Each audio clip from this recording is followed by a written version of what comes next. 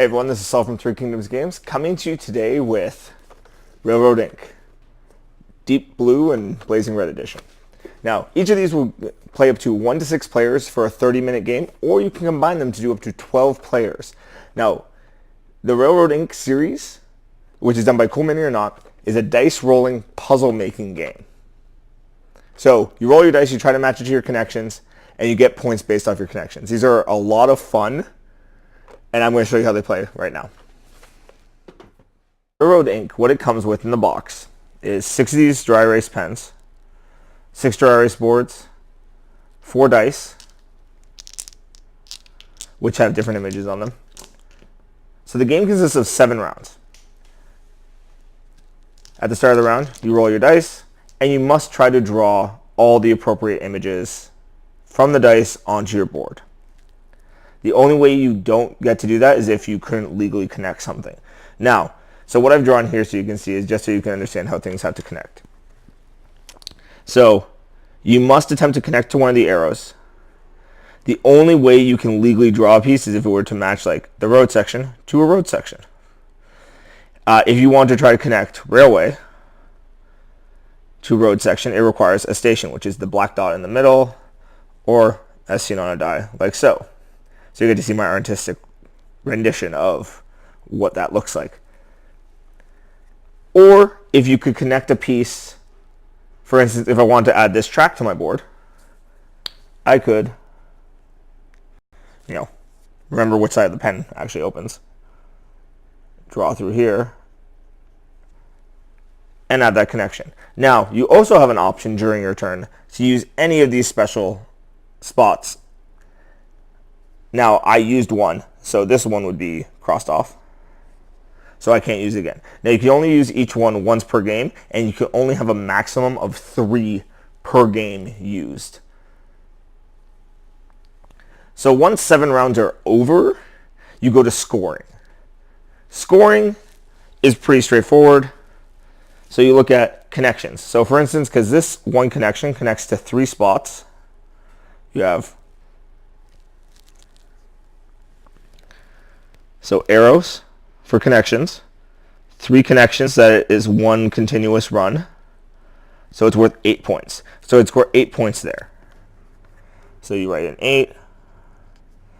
Now the other thing you're also supposed to do as you go is after each round, so for instance I drew this on round 1, I drew that on round 2, that on round 3, whatever, you track them so you know what went down during what round, so you can make sure that you didn't accidentally use the same piece twice or in 2 different rounds or whatever.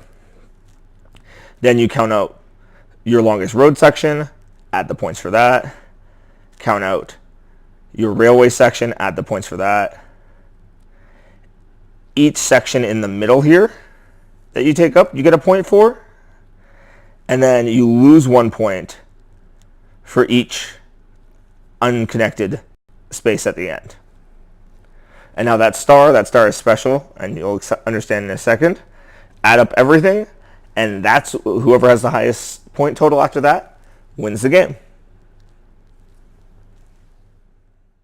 There you have it. That was the basic playthrough of Railroad Inc.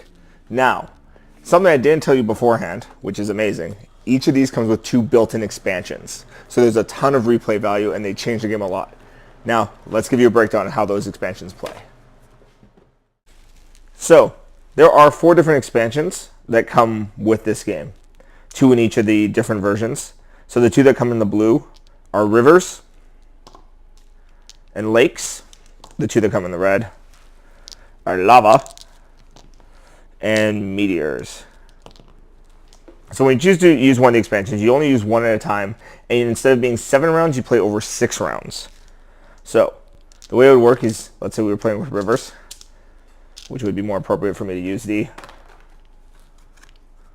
blue board. You roll the dice, and then you can choose to use any number of the rivers that you want to. Now, rivers, unlike normal tracks, have to come in from the sides that don't have connections. So if I want to draw this in, I could do that and then still use the river that came in that way. See, great artsy I'm like Bob Ross over here. No, not really. But so you do that. You also get to have to draw in your other tracks. So for instance,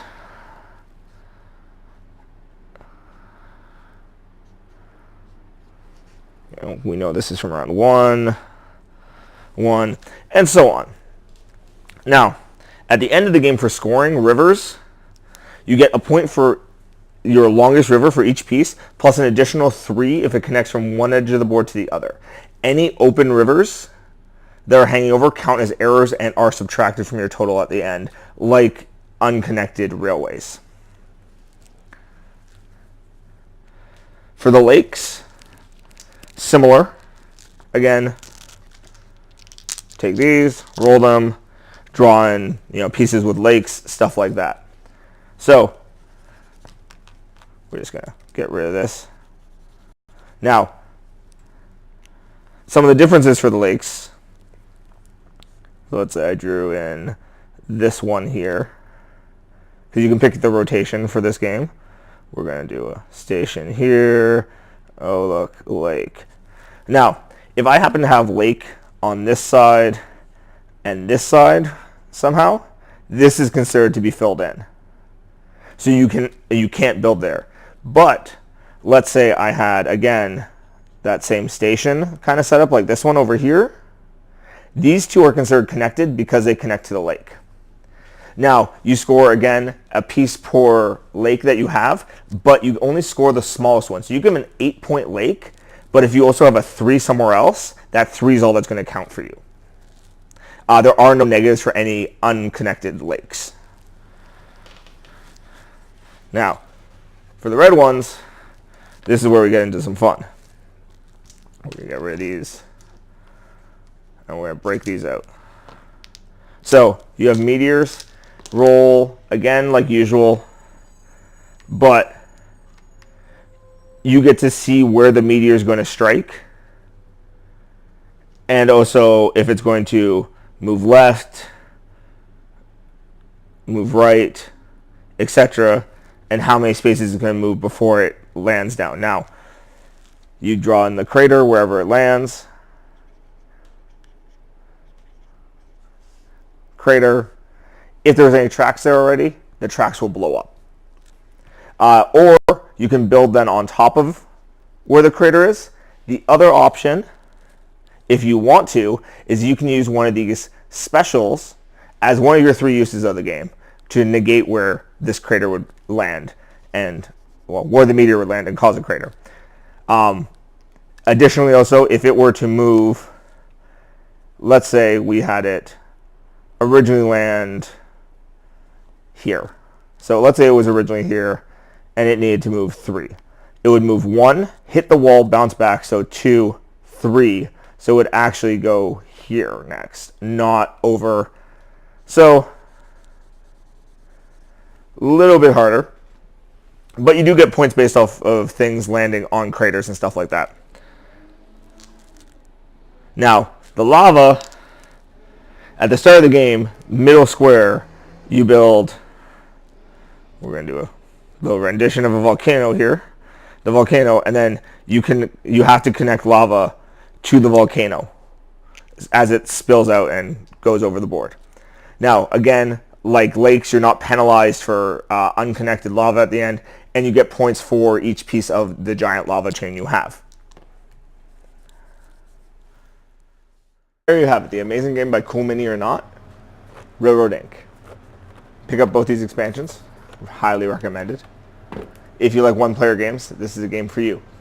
If you like what you saw in this video, please like and subscribe to the channel. You can also follow us on all major social media platforms, that's in the description box down below, as well as on threekingdomsgames.com for our blogs, which come out weekly. Thank you.